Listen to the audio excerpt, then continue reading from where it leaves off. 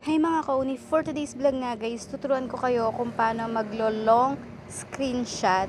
So meron pala siyang available na application na pwede nating i-download para magamit nyo. Kasi yung iba daw is wala siyang scroll kapag in-screenshot. So ito guys is pwede kayong mag-download ng application na long screenshot dito sa Play Store. So ituturo ko yan sa inyo. Ngayon pupunta tayo sa ating Play Store.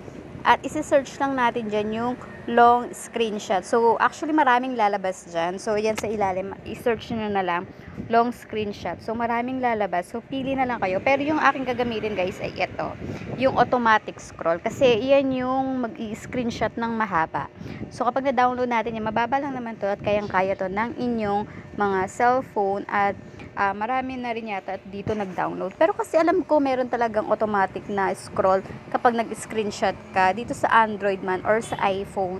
So ayan, i-download lang natin siya ng very light at ipapass forward ko na nga ito. Kapag lumabas na yung open, i-open lang natin yan at madadirect na tayo ngayon dun sa application mismo.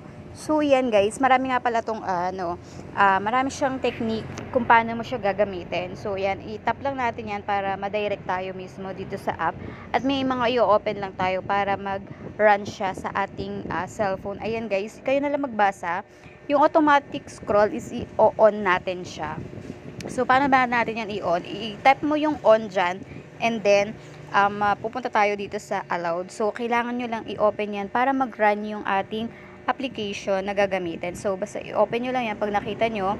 And then, allowed lang ulit natin. And then, i-on din naman natin itong automatic scroll. So, makikita mo rin ulit yan dito sa accessibility. Ayan. So, nasa ilalim siya. I-on nyo lang din kasi nakalagay dyan is off. So, kapag na-on nyo na yan, automatic na talaga is magagamit mo na tong app. So, open lang natin yan. Ayan, and then back na tayo sa ating application. Ayan guys, so yung gitna, ayan, hindi ko pala siya nabasa kanina, yung kung saan yung mga pipindutin. Pero yung gitna, yung pipindutin mo para ma-screenshot ng mahaba yung nasa messenger na gusto nyong i-capture. So, ayan, nalilipat-lipat siya. So, punta tayo ngayon sa aking messenger at ipapakita ko sa inyo. Ayan, dito tayo sa messenger natin. And then, yung pipindutin nyo guys, yung nasa gitna. So, alam nyo naman siguro yung nasa gitna niyan.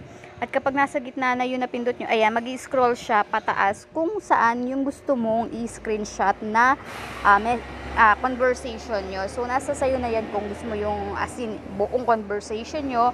So, pwede mo yan itap para mag-stop. At yun na yung screenshot na nakuha natin. So, ganyan. So, hintayin lang natin siya dumami. And then yan, pwede nyo i-stop yan at nakuha na natin yan. So, makikita nyo yan guys sa gallery. Pero ako guys, mas gusto ko ito, yung ganitong setup ng screenshot. Tulad ng ipapakita ko sa inyo. Ganito lang yung ginagawa ko. Pag nandito ako sa messenger, i-screenshot ko and then i-click ko lang sa ilalim guys, makikita nyo yung scroll.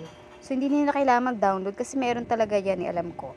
And then, mag-scroll yan pataas kung saan mo yung gustong screenshot or yung saan yung conversation na gusto mo. And then, kapag tapos ka na, pwede mo nang itap yung done.